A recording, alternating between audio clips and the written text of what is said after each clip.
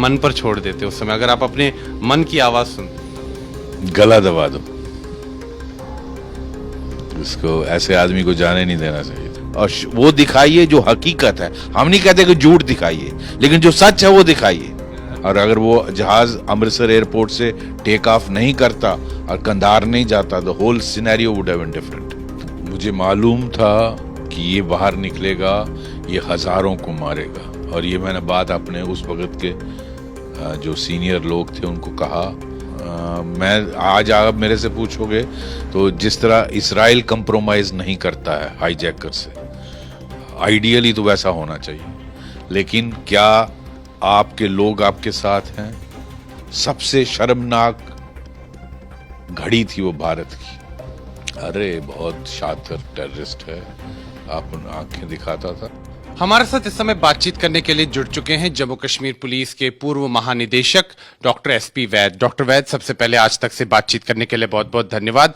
Doctor वैद, आपको भी ज्ञात होगा कि जो 1999 में इंडियन एयरलाइंस का जो विमान था IC-814, जिसकी हाईजैकिंग की थी पाकिस्तानी आतंकवादियों ने, और जो पूरा फिर प्रकरण हुआ था, अब उस पर एक वेब सीरीज बनी है नेटफ्लिक्स पर, उसको लेकर विवाद छिड़ गया है। दरअसल कई लोगों ने जो ये वेब सीरीज देखी है उनका कहना है कि इसमें जो हाईजैकर्स हैं, जो पाकिस्तानी आतंकवादी हैं, केवल उनके कोड नेम्स ही दिखाए गए हैं, शंकर, बर्गर और भोला, जबकि उनके जो वास्तविक नाम हैं वो दिखाए नहीं गए हैं। और पाकिस्तान की जो एजेंसी है ISI, उसके रोल के बारे में भी नहीं बताया गया है कि किस प्रकार वो षड्यंत्र में शामिल थे। इसको लेकर जो सोशल मीडिया पर लगातार विवाद चल रहा है, लोग जो हैं काफी आहत हैं, लोग इसके खिलाफ बात भी कर रहे हैं। तो आप क्या समझते हैं कि ये जो वेब सीरीज पर जो विवाद है, क्या ये सही है या गलत है? बिल्कुल सही है। अगर आप किसी इंसिडेंट पे एपिसोड बना रहे हो, कोशिश करनी चाहिए जितना सही हो दिखाना चाहिए। और सारी दुनिया जानती है कि हाईजैकिंग ISI बैग्ड जो टेररिस्ट ऑर्गेनाइजेशंस थी उन्होंने किया था ये, और उनके एक्चुअल नाम बताने में और किसने ये प्लानिंग की थी वो दिखाने में क्या प्रॉब्लम है? Something is basically wrong with Bollywood. इसीलिए मैं देख रहा था trend boycott this web series. तो बॉलीवुड हमेशा टेररिस्टों को, पाकिस्तान को, उनकी ISI एजेंसी को हमेशा दिखाता है कि वो बहुत दूध के दूल्हे हैं, और जो भी खराबी है वो हिंदुस्तान में है। ये वो दिखाएंगे हमेशा क्रिमिनल, कोई मंदिर का पुजारी होगा, उसको दिखाएंगे रेपिस्ट। बहुत something is basically wrong with their mentality. अगर आप वेब सीरीज बना रहे हैं आपको IC-814 पे, तो उसके फैक्ट्स पे चलिए ना। और इसीलिए मुझे लगता है INB मिनिस्ट्री ने जो इसका मेकर है, आई थिंक अनुभव सिन्हा, नेटफ्लिक्स के जो कंटेंट हेड है उनको समन किया था जो सूचना एवं प्रसारण मंत्रालय ने, वो पेश भी हुए हैं और उन्हें आश्वासन दिया है कि भविष्य में ऐसा नहीं होगा, और जो कंटेंट है उसको रिव्यू भी किया जाएगा, ऐसा उन्होंने आश्वासन दिया। नहीं, भविष्य में नहीं, इसको ही रिव्यू करना चाहिए। And I think INB ministry must insist, ये इसको रिव्यू करना चाहिए। और कल को आज से 10-20 साल के बाद जो बच्चे देखेंगे वो समझेंगे इनको इसको लेने वाले, जो हाईजैकिंग करने वाले हैं वो इंडिया के थे और हिंदू थे। ये गलत बात है। इस पर कई लोगों ने ये भी आपत्ति जताई है कि जो ये आतंकवादी थे जिन्होंने ये हाईजैकिंग की, उनको बड़े ही मानवीय तरीके से पोर्ट्रे किया गया है इस वेब सीरीज में, ह्यूमनली पोर्ट्रे किया गया है, जिस पर कई लोगों ने आपत्ति जताई है। उन्होंने कहा है कि ये खूंखार आतंकवादी थे। इसमें जो एक हमारे भारतीय जो पैसेंजर थे रूपन कटियाल, कितनी बेरहमी के साथ उनकी हत्या की गई थी विमान के अंदर। तो ऐसे खूंखार आतंकवादियों को बड़े ही मानवीय तरीके से दिखाना, लोगों ने इस पर भी आपत्ति जताई। बिल्कुल, आपत्ति बिल्कुल जायज है। और ये मैं कह रहा हूँ ना, बॉलीवुड और ये वेब सीरीज बनाने वालों को कुछ बेसिकली कोई प्रॉब्लम है, इसीलिए आज इनको उर्दू वुड बोलते हैं। कोई इज्जत से इनका नाम नहीं लेता। इनको रियलाइज करना चाहिए इनकी फिल्में क्यों बाइकआउट हो रही हैं। आप देखिए आज सदर्न फिल्म इंडस्ट्री करोड़ों रुपया कमा रही है, वो फिल्में तेलुगु हों, कन्नड़ हों, तमिल हों, मलयालम हों, उन फिल्मों में भारत की संस्कृति को प्रोजेक्ट किया जाता है, इसको अच्छी तरह हाईलाइट किया जाता है। और उनको इसीलिए जो रिस्पांस मिल रहा है पूरी भारत की जनता से वो अमेजिंग है। वो बहुत पॉपुलर हो रही हैं उनकी फिल्म्स, उनकी वेब सीरीज। जबकि ये जो बॉलीवुड वाले हैं, ये जो भी बना रहे हैं, they are losing people sport. और लोग अगर यही ट्रेंड रहा तो बॉलीवुड बर्बाद हो जाएगा। I hope they have common sense to realise people sentiment.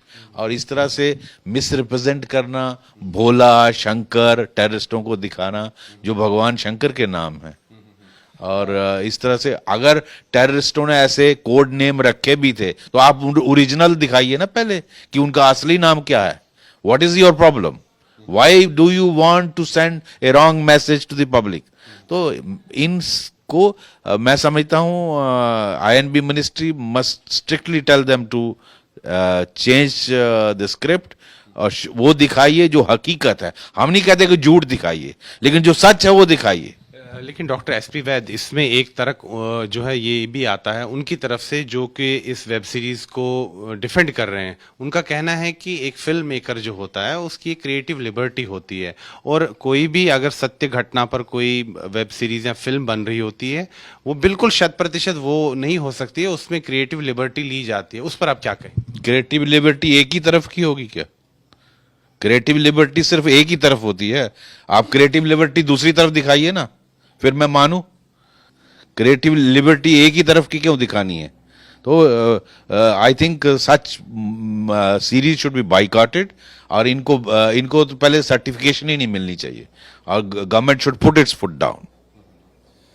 Doctor SP Vaid, जिस प्रकार से जो ये हाईजैकिंग हुई थी 1999 में IC-814 विमान की, उस समय क्या लगता है आपको कि इंटेलिजेंस की विफलता रही थी? क्योंकि बार बार ऐसे इनपुट्स आ रहे थे कि विमान हाईजैक हो सकता है, जो बात सामने आ रही है। और साथ ही में क्या लगता है आपको कि सरकार ने उस समय, जो तत्कालीन सरकार थी, उन्होंने ठीक तरह से इस क्राइसिस को हैंडल नहीं कर पाए? वो देखिए, मैं नहीं समझता कि इंटेलिजेंस फेलियर था, क्योंकि ये दूसरे कंट्री नेपाल से हाईजैकिंग हुई, आपके कंट्री से तो नहीं हुई।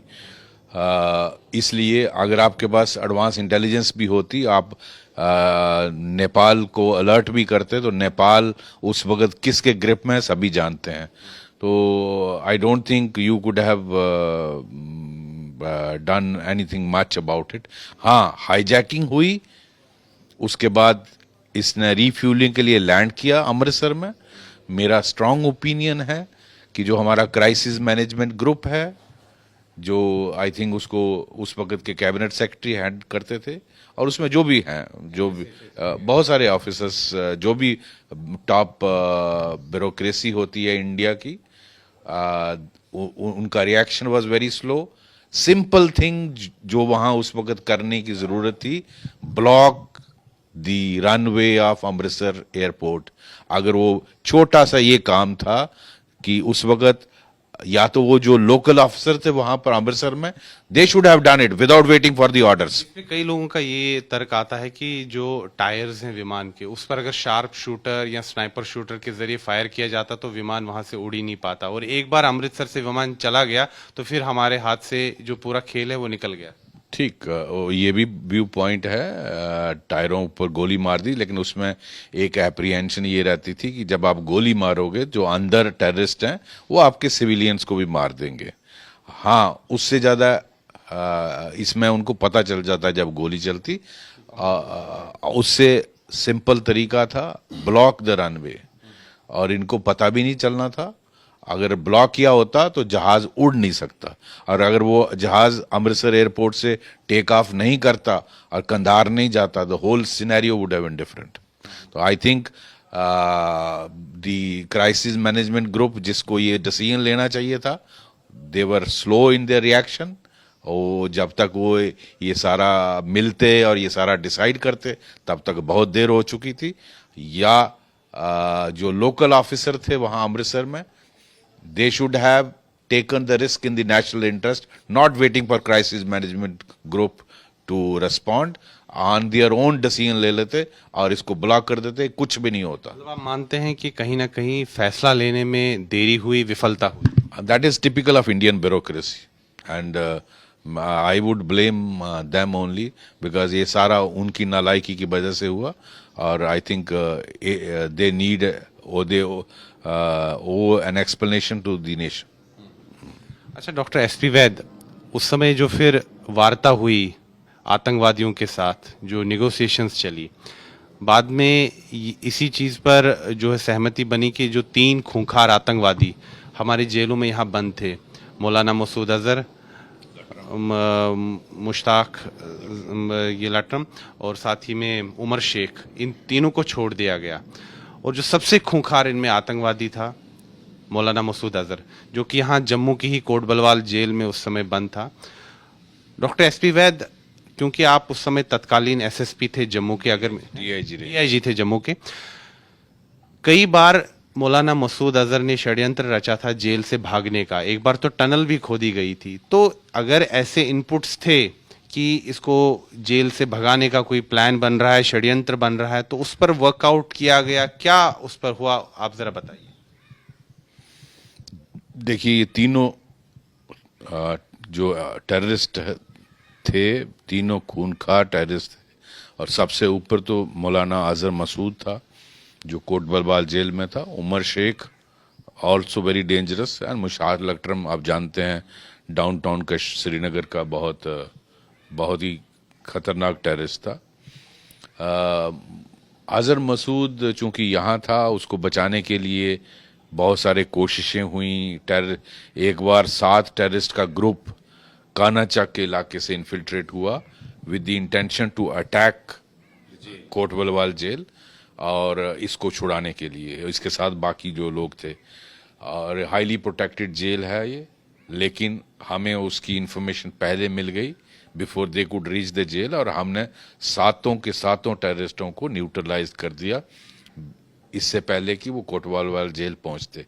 इसी तरह टनल निकालने की कोशिश की। तो जैसे आप कह रहे हैं, बहुत सारी कोशिशें हुई हैं, क्योंकि इसको ISI was desperate to get him back to Pakistan. तो फिर अगर ये सब कुछ हो रहा था, तो आपको क्या लगता है केंद्रीय स्तर पर, मैं केंद्र सरकार की बात कर रहा हूं, कि इसको यहां से निकाल लेते, कहीं और किसी जेल में ले जाते, पूरा उसको सीक्रेसी रखा जाता, ये सब क्यों नहीं हुआ? आई डोंट नो, ये डिसीजन होना चाहिए था और उसको कोट बलवाल में रखा गया। पहले तो ऐसे खूनखार टेररिस्ट को जिंदा पकड़ना ही नहीं चाहिए। मेरा तो व्यू बिल्कुल डिफरेंट है। और मैं इसी पर आता हूं डॉक्टर एसपी वैद, क्योंकि जैसे कि आपने भी कहा कि उस समय आप जम्मू के तब के तत्कालीन डीआईजी थे। जब सरकार ने ये फैसला ले लिया कि इन 3 खूंखार आतंकवादियों को छोड़ना है, क्योंकि फिर सरकार का जब आदेश आता है, वो तो आपको भी आया होगा कि यहाँ जम्मू की कोट बलवाल जेल में ये जो खूंखार आतंकवादी है मौलाना मसूद अजहर, इसको छोड़ना है। और चूंकि आप डीआईजी थे, आपको स्वयं भी वहां जाना था। उस समय आपके मन में क्या चल रहा था, क्योंकि एक पुलिस अफसर के नाते, क्योंकि आपने कश्मीर घाटी में भी आतंकवाद से जंग लड़ी है, मन में क्या चल रहा था? बहुत बुरा। मुझे मालूम था कि ये बाहर निकलेगा, ये हजारों को मारेगा। और ये मैंने बात अपने उस वक्त के जो सीनियर लोग थे उनको कहा कि इसको छोड़ना मीन्स हजारों की मौत, और वही हुआ। इसने जाकर जैश ए मोहम्मद बनाई। उस जैश ए मोहम्मद ने संसद पर अटैक किया और उस तरह के बहुत सारे, हमारी असेंबली पर अटैक किया, बहुत सारे सुइसाइडल अटैक मिशन इसने लॉन्च किए और कितने लोगों की जानें गई इसमें। वो ऐसा टेररिस्ट छोड़ना मैं समझता हूँ बहुत बड़ी चूक थी। लेकिन जिस तरह का उस वक्त माहौल था, गवर्नमेंट को मजबूर कर दिया गया। जो लोग हाईजैक्ड प्लेन में थे, उनके रिश्तेदारों ने पूरे कंट्री में बवाल मचाया और आपके मीडिया साथियों ने उसको बार बार हाईलाइट किया, दुनिया को दिखाया। आपको क्या लगता है डॉक्टर वैद, जो उस समय सरकार ने, तत्कालीन सरकार ने जो फैसला लिया, क्या वो सही था या गलत था? क्योंकि उसमें जैसे आपने कहा कि दबाव भी पड़ रहा था सरकार पे कि वो किसी तरह निगोशिएट करके जो यात्री हैं उनको वापस छुड़ा लें। क्या लगता है आप? देखो, अभी कहना बहुत आसान है, मैं आज आप मेरे से पूछोगे तो जिस तरह इसराइल कंप्रोमाइज नहीं करता है हाईजैकर से, आइडियली तो वैसा होना चाहिए। लेकिन क्या आपके लोग आपके साथ हैं? अगर आपके लोगों के जो जिनके रिश्तेदार वहां थे, अगर वो इतना बवाल मचा रहे थे और सरकार जो आपकी अपोजिशन पार्टीज थी, जो बाकी वो थे, सरकार को इतना प्रेशर पे लाया और अल्टीमेटली वो कंधार में चला गया। क्या लगता है देश को इसकी भारी कीमत चुकानी पड़ी? बहुत बड़ी कीमत। मैं कहता हूं देश के लिए इससे लोएस्ट एब नहीं हो सकता। सबसे शर्मनाक घड़ी थी वो भारत की। आज भारत ये चीज बर्दाश्त नहीं करेगा। भारत अगर ऐसी सिचुएशन हो, भारत वहां जाके अटैक करेगा। लेकिन उस वक्त किन परिस्थितियों में ऐसा फैसला नहीं लिया गया, मैं बहुत जूनियर अफसर हूं, उस पर मैं कमेंट नहीं कर सकता। लेकिन मैं समझता हूं इजराइल जैसा रिस्पांस होना चाहिए था उस वक्त। अच्छा डॉक्टर एसपी वैद, जैसे कि मैंने कहा कि जब केंद्र सरकार से ये आदेश आ गया कि ये जो तीनों खूंखार आतंकवादी हैं इनको जेल से छुड़ाना है और उनको अफगानिस्तान कंधार पहुंचाना है, क्योंकि आप तब तत्कालीन डीआईजी थे यहाँ जम्मू के, तो आप स्वयं जेल गए थे। पूरा उस प्रकरण के बारे में बताइए कि क्या हुआ था। मुझे बुलाया गया पुलिस हेडक्वार्टर में और उस वक्त के पुलिस चीफ ने कहा कि आपके लिए एक बहुत जिम्मेदारी का काम है। मैंने कहा आदेश करिए। उन्होंने कहा आप जाइए कोट बलवाल जेल में, इस तरह से ये अजहर मसूद है वहाँ, उसको निकालना है, उसको अपने कस्टडी में लेना है। उसके बाद सुरक्षित लेकर उसको टेक्निकल एयरपोर्ट में, स्पेशल प्लेन दिल्ली से आ रहा है, उधर जाके उसको हैंड ओवर करना है। और वहाँ सीनियर अफसर को दिल्ली से आ रहे हैं, उनको हवाले करना है। वो जो मैंने किया। जब आप जेल गए तो वहां पर क्या बातचीत हुई?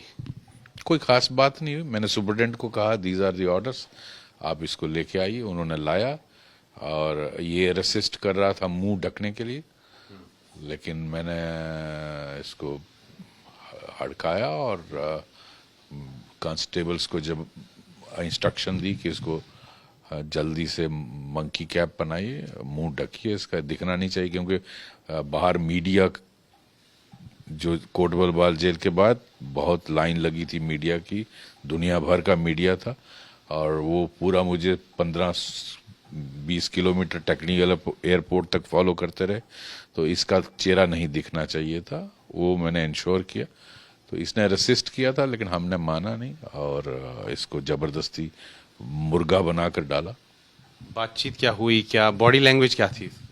अरे बहुत शातिर टेररिस्ट है, आप आंखें दिखाता था, लेकिन हम ऐसी जो फीकी भभकियां उनको मारने वाले हैं नहीं। उसको उधर ही जो भी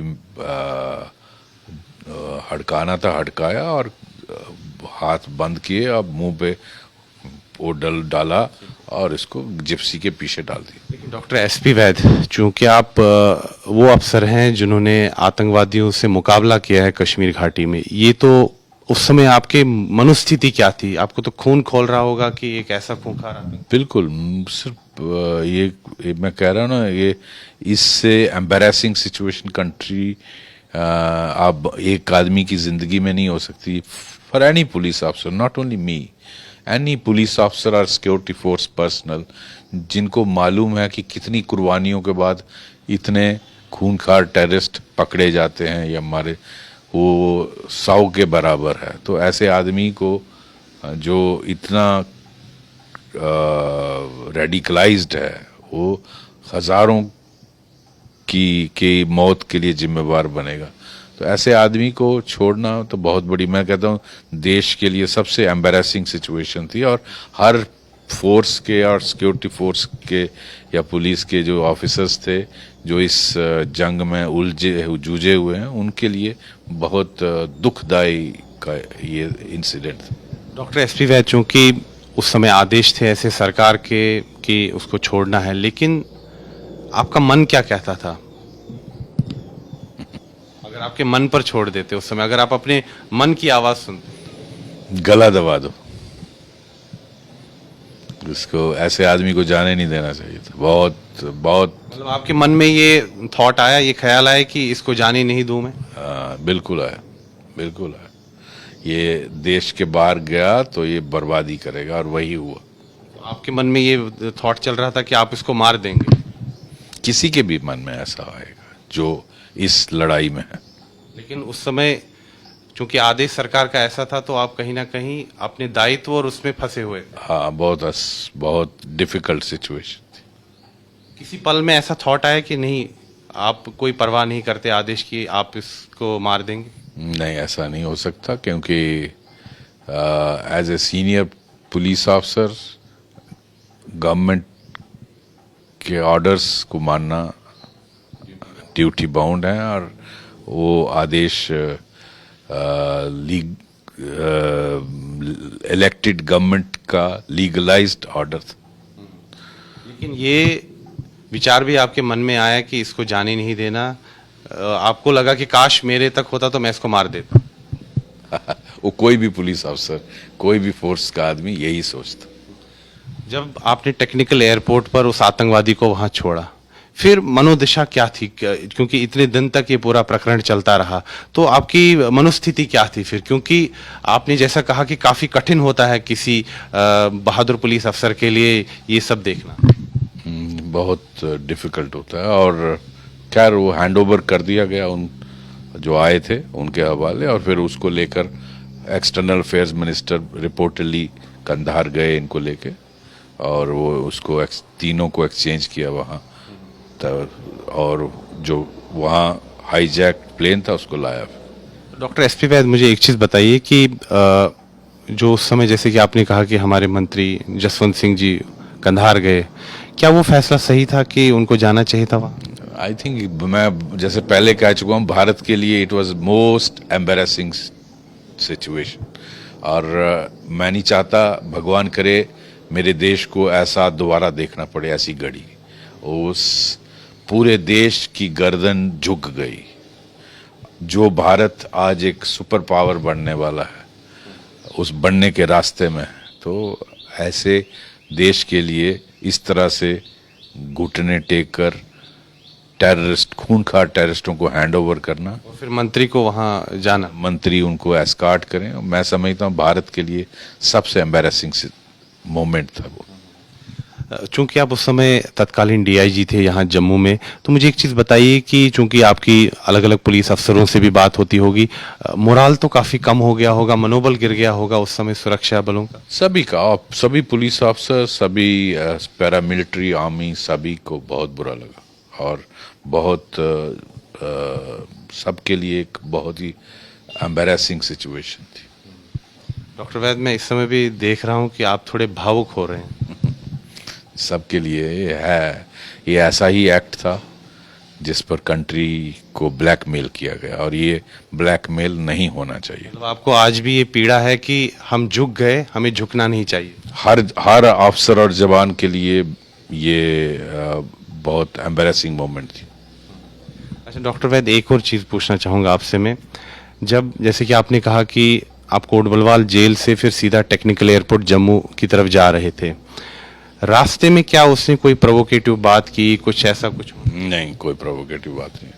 सिर्फ वो जब उसको पहनाने की कोशिश की मंकी कैप, तो वो तस्बीह फेर रहा था, तो कहने लगा जी मैं तस्बीह चला रहा हूँ, मेरा मुंह बंद नहीं करिए। तो मैंने कहा कि जो अंधा होता है वो खुदा का नाम नहीं ले सकता। क्या तुम्हारा मतलब है कि अगर तुझे पहना दी जाएगी ये मंकी कैप, या तुम्हारी आंखें बंद कर दी जाए, मुंह बंद कर दिया जाए, तो तुम तस्बीह नहीं फेर सकते, खुदा को याद नहीं कर सकते। फिर वो चुप हो गए। कोई गाली गलौज, कुछ बदतमीजी? कोई गाली गलौज नहीं, कोई गाली। तो उसकी बॉडी लैंग्वेज क्या कहती थी? बहुत स्टेयर करता था।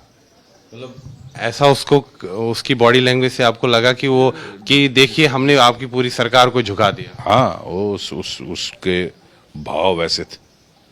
अकड़ के बात कर रहा था। हाँ, उसको पता था, मुझे लगता कि मुझे लेके जा रहे।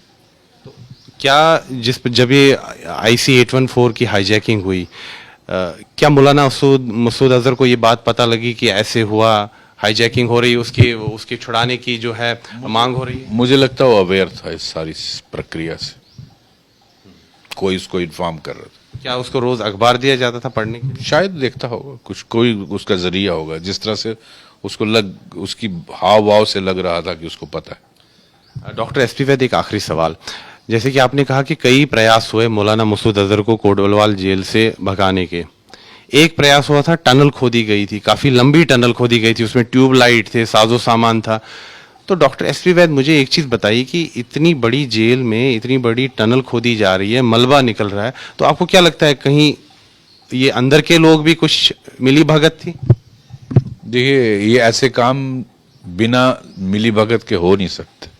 आप इंस्ट्रूमेंट कैसे गए अंदर, मोबाइल अंदर कैसे जाते? कुछ अफसर मिले हुए होंगे। ऑब्वियसली हम लोगों का करैक्टर है नहीं, हम पैसे के लिए कुछ भी करते हैं, देश हो या सिक्योरिटी हो। हम सब इस देश में इतना खतरा पाकिस्तान और चाइना से नहीं जितना अपने लोगों से। तो बाद में जांच हुई कि ये कौन अफसर थे जिन्होंने मौलाना मसूद अजहर को सहायता पहुंचाई, उसको भगाने में उस सहायता की? मुझे उसकी नॉलेज नहीं, वो शायद जेल वाले अफसर्स जानते होंगे कि क्या हुआ उसका, मुझे मालूम नहीं। कुछ एक्शन हुई, कोई कार्रवाई हुई, कोई जांच बैठाई गई? ऑब्वियसली जांच बैठी होगी, उसका क्या हुआ मुझे मालूम नहीं। कुछ पता नहीं लग पाया। तो यानी कि सिस्टम में ऐसे लोग होते हैं जो ऐसा काम करते हैं? बिल्कुल होते हैं। आपकी श्रीनगर सेंट्रल जेल से कई बार टेररिस्ट एक्शन डायरेक्ट किए जाते थे, तो आई थिंक फिर वो डायरेक्शन कैसे होती थी, बहुत साल पहले, मैं आज की बात नहीं कर रहा, बहुत साल पहले पीक ऑफ मिलिटेंसी में श्रीनगर जेल कई बार हब होता था जहां से टेररिस्ट एक्ट एग्जीक्यूट करवाए जाते थे, और उसमें कैसे उनको सिम्स मिलते थे, कैसे वो कांटेक्ट करते थे अपने, ये सारी चीजें होती रही हैं। इसीलिए रिक्वायरमेंट है एक हाई सिक्योरिटी प्रिजन की, even in Srinagar like Kot Balwal jail. तो डॉक्टर SP वैद, एक आखिरी सवाल, मुझे ये बताइए कि आपका इतना बड़ा करियर रहा है पुलिस विभाग में, आप उच्च पदों पर रहे हैं कश्मीर घाटी में, जम्मू संभाग में, और आप जम्मू कश्मीर पुलिस के महानिदेशक भी रहे, आप रिटायर हुए। आपके करियर का क्या ये सबसे मुश्किल समय था? Most difficult, most embarrassing and most, क्या कहूँ मैं इसको, लोएस्ट एब इन माय लाइफ। मतलब आपको आज भी पीड़ा होती है कि ऐसा? बिल्कुल होती, मेरे देश के लोगों के साथ उनकी सिक्योरिटी कंप्रोमाइज हुई। डॉक्टर SP वैद, आप बहुत भावुक हो रहे हैं आज। जी, थैंक यू, धन्यवाद। डॉक्टर SP वैद, मैं आपका ज्यादा समय नहीं लूंगा, आपने हमारे साथ बातचीत की, इसके लिए बहुत बहुत धन्यवाद। धन्यवाद, थैंक यू। तो ये थे डॉक्टर SP वैद, जम्मू कश्मीर पुलिस के पूर्व महानिदेशक। इन्होंने कहा है कि जिस प्रकार से IC-814 हाईजैकिंग कांड पर जो आतंकी घटना इतनी बड़ी हुई थी, उसको लेकर जो ये वेब सीरीज बनी है और उसमें जो पोर्ट्रेल हुआ है, ये बहुत ही गलत पोर्ट्रेल हुआ है, और इन्होंने सनसनीखेज बातें बताई हैं कि जब IC-814 की हाईजैकिंग हुई थी और जब पाकिस्तानी आतंकवादियों ने जो मांग रखी थी कि वो तीन खूंखार आतंकवादी जो हमारी जेलों में यहाँ बंद थे उनको छुड़वाने की मांग की, और फिर वो खूंखार आतंकवादी हमें छोड़ने पड़े, तो तब ये जम्मू के DIG हुआ करते थे और इनको आदेश मिला था कि ये कोटबलवाल जेल जाएं और मौलाना मसूद अजहर को वहाँ से निकालें और जम्मू के टेक्निकल एयरपोर्ट पर पहुँचाएं। तो इन्होंने अपनी पीड़ा जताई है और उन्हें कहा है कि इनकी मनोस्थिति उस समय काफ़ी ज़्यादा डिस्टर्ब थी और ये काफ़ी परेशान थे, और कई बार तो इनके मन में ये थॉट भी आया कि मौलाना मसूद अजहर को जाने ना दिया जाए, उसको मार दिया जाए। वीडियो जर्नलिस्ट नीरज कुमार के साथ मैं सुनील भट्ट, जम्मू आज तक।